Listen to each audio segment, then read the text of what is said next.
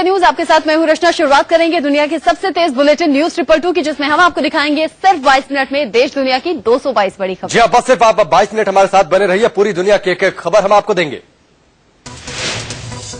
शुरुआत करेंगे इस वक्त की बड़ी खबर से। जम्मू कश्मीर के पुंछ जिले में एलओसी पर घुसपैठ की बड़ी कोशिश हुई है।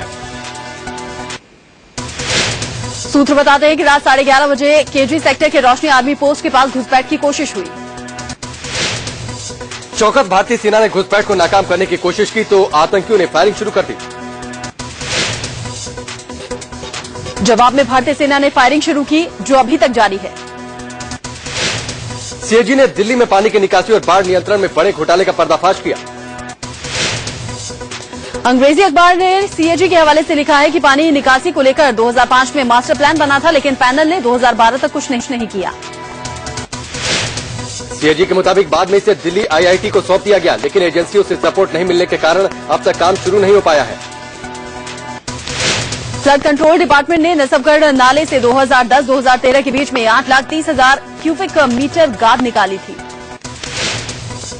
लेकिन 1 लाख क्यूबिक मीटर गाद ही हट गया, बाकी ट्रेन के पास ही छोड़ दिया गया। इस पर फ्लड कंट्रोल डिपार्टमेंट का कहना है कि नाले के किनारे चौड़े हैं, लिहाजा गाद ट्रेन में वापस नहीं जाएगी।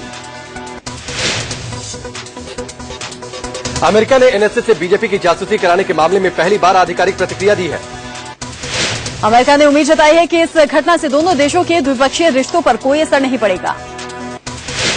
वाशिंगटन पोस्ट में खबर छपी थी कि अमेरिका ने एनएसए से जासूसी करवाई थी, जिसका बीजेपी ने कड़ा विरोध जताया था। दूसरी बड़ी खबर, इराक के आतंकी संगठन आईएसआईएस की कमांडर अल बगदादी ने भारत के खिलाफ जंग का ऐलान किया है। अल बगदादी ने 20 मिनट का एक ऑडियो टेप जारी किया है, जिसमें भारत समेत कई देशों के खिलाफ जंग का ऐलान किया गया है। खुद को खलीफा बताने वाले अल बगदादी ने दुनिया भर के मुस्लिमों से आईएसआईएस के बैनर तले एकजुट होने की अपील की है। बगदादी ने पहली बार साफ साफ कहा कि उनके संगठन में भारतीय भी हैं। इंडिया न्यूज ने इराक में ऐसे कई भारतीयों को ढूंढ निकाला है जो कि वहां फंसे हुए हैं और देश लौटने के लिए बेचैन हैं। इराक में फंसे भारतीयों ने इंडिया न्यूज के एग्जीक्यूटिव एडिटर शीतल राजपूत से बताया कि उन्हें इराकी आर्मी से भी खतरा है। पंजाब के रहने वाले इन भारतीयों का कहना है कि इराकी सेना इन्हें आतंकवादी करार देने की धमकी देती है और बदले में $700 मांगती है। इराक में करीब 10,000 भारतीय अभी भी फंसे हैं, लेकिन इनकी आवाज सुनने वाला कोई नहीं। भारतीयों का कहना है कि इराकी सेना इन्हें आतंकवादी करार देने की धमकी देती है और बदले में $700 मांगती है। इराक में करीब 10,000 भारतीय अभी भी फंसे हैं, लेकिन इनकी आवाज सुनने वाला कोई नहीं। इराक में फंसे इन भारतीयों का कहना है कि उनका पासपोर्ट उन कंपनियों ने जमा कर रखा है जहां ये काम करते थे। पासपोर्ट वापस करने के एवज में कंपनियां $1,000 की मांग कर रही हैं। उधर विदेश मंत्रालय का कहना है कि अब तक इराक में फंसे 600 भारतीयों को वहां से वापस लाया गया।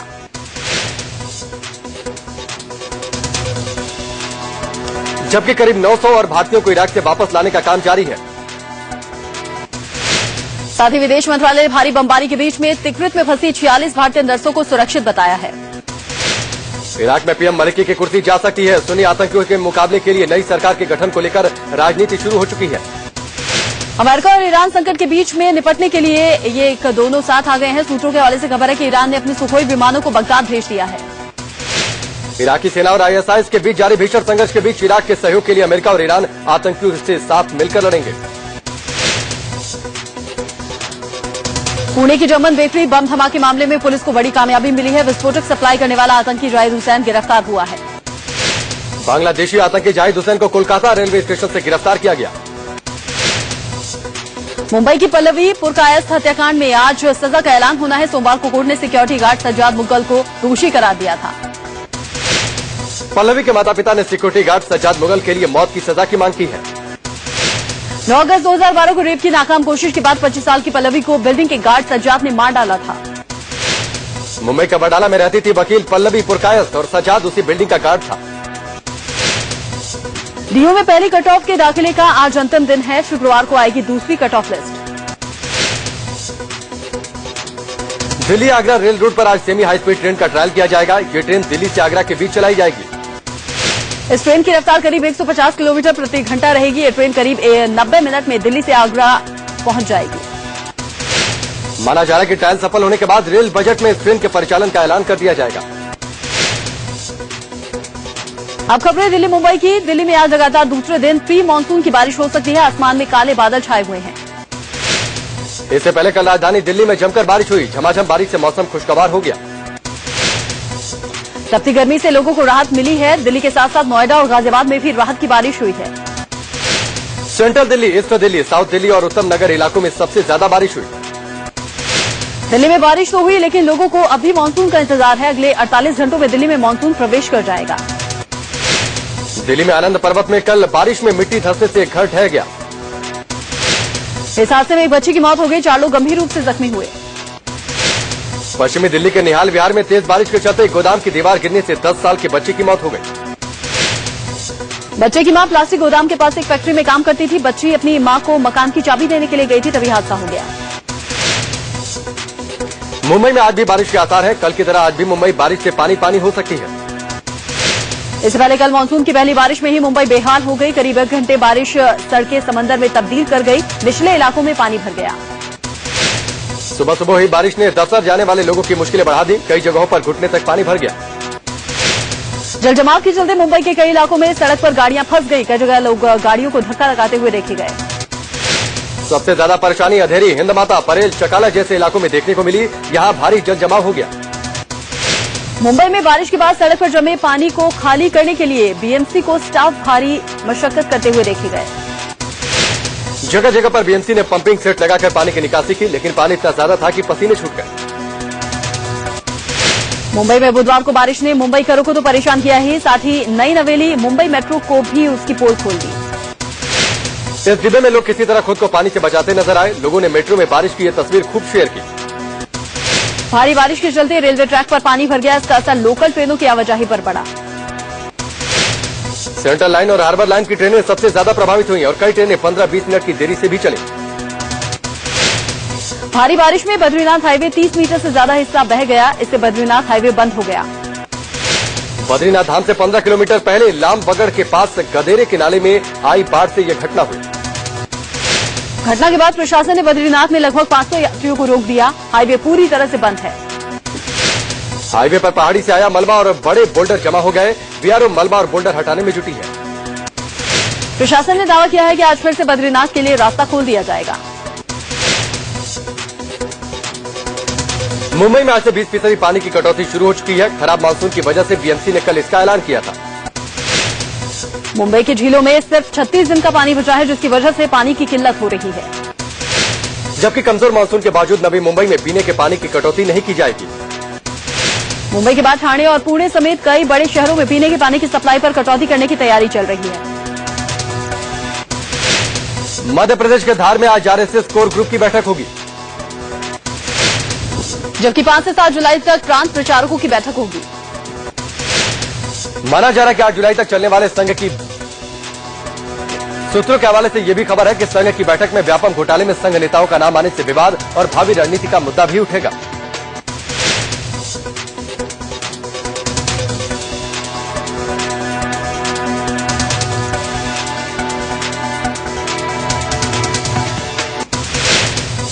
बीजेपी ने आज लोकसभा में हारे हुए प्रत्याशियों की बैठक बुलाई है। बैठक में केंद्रीय मंत्री अरुण जेटली और स्मृति ईरानी भी शामिल होंगे।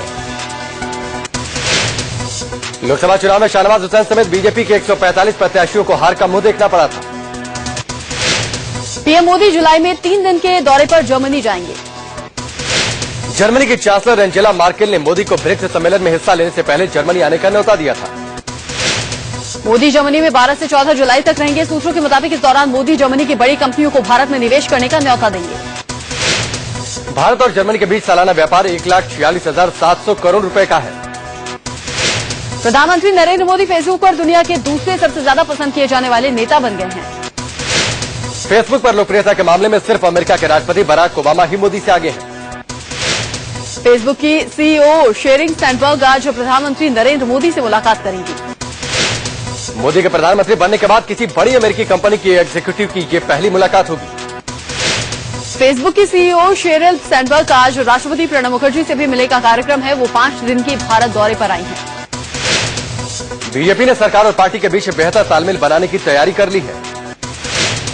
और केंद्रीय मंत्री पार्टी कार्यकर्ताओं से मुलाकात करने और उनकी शिकायत सुनने के लिए महीने में एक बार पार्टी मुख्यालय जाएंगे।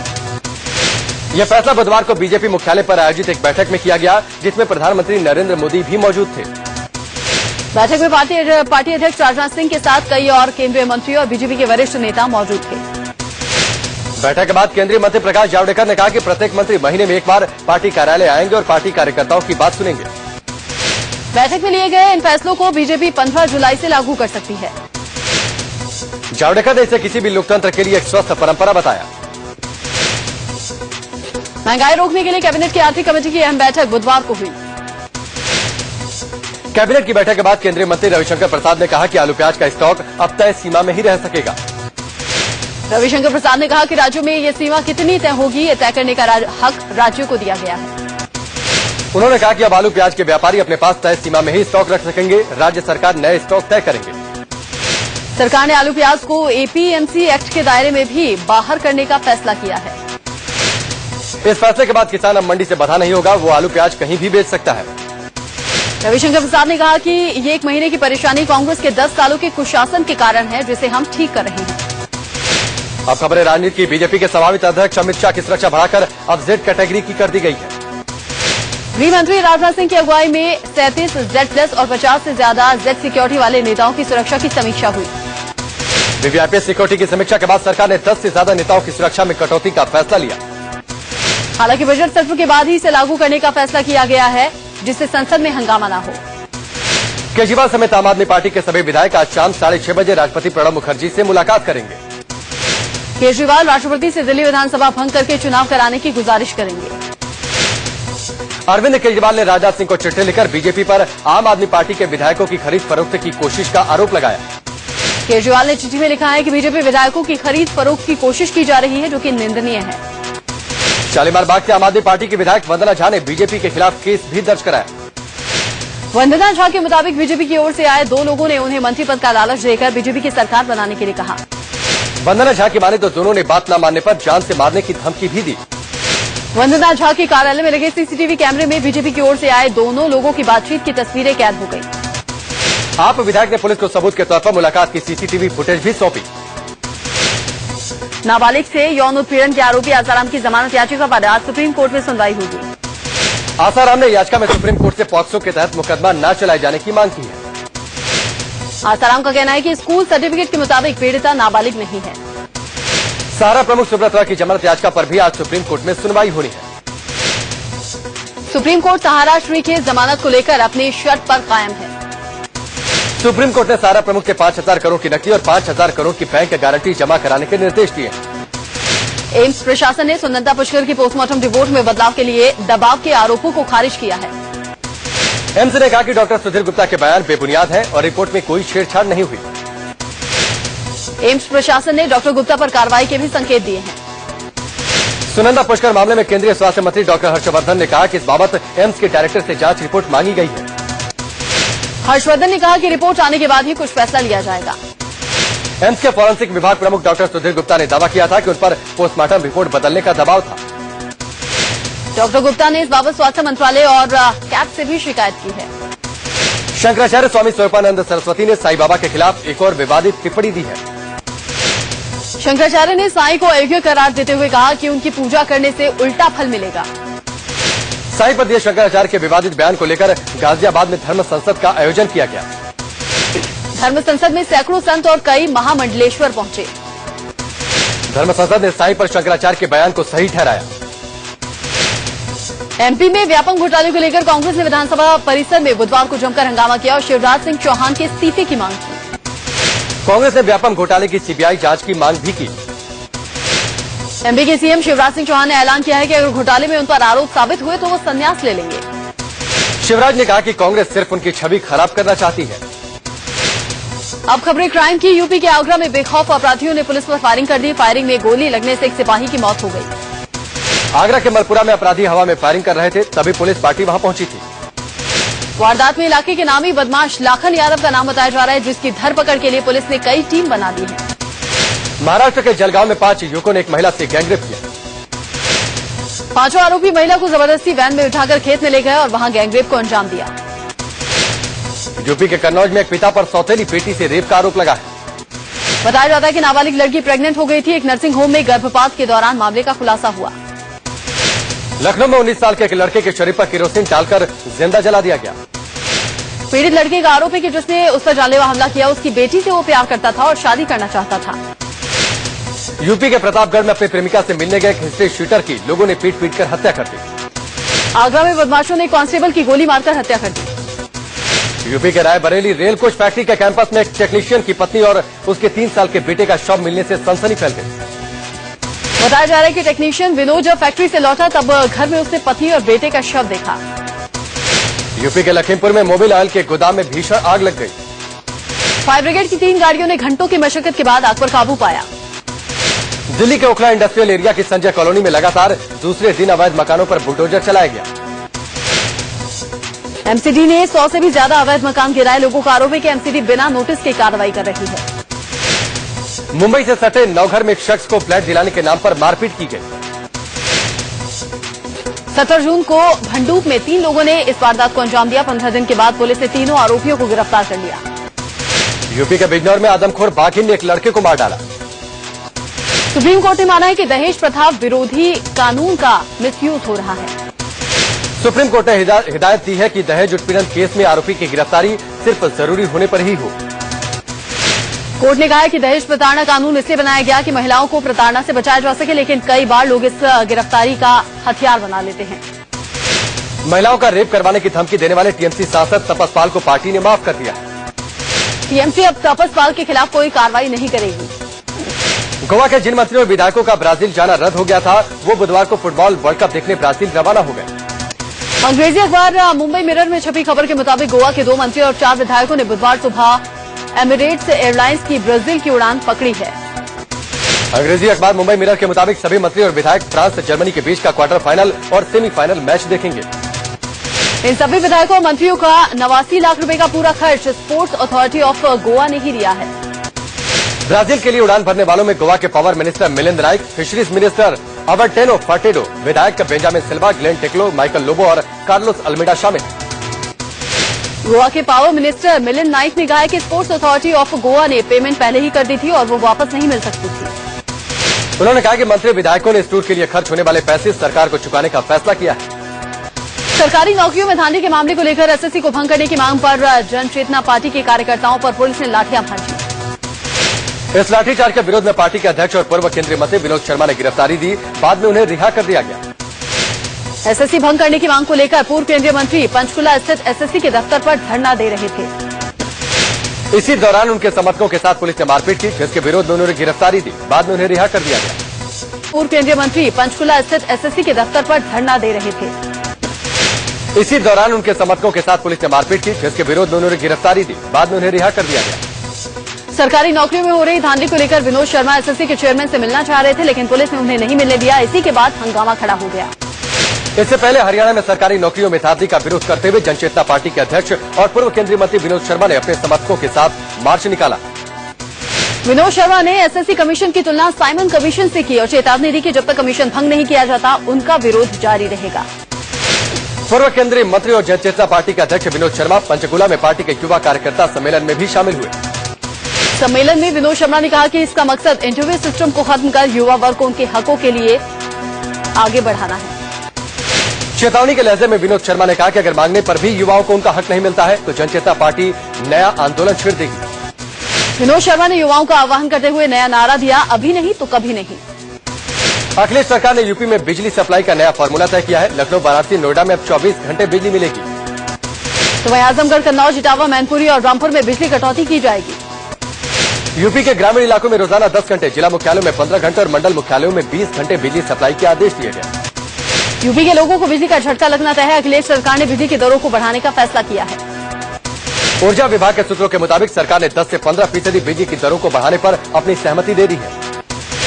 यूपी विधानसभा में बीजेपी ने अखिलेश सरकार पर कड़ा विरोध किया है। कई मुद्दों पर वेल में आकर विरोध किया। बीजेपी के सदस्य बिजली समेत कई मुद्दों को लेकर सदन से वॉकआउट कर गए।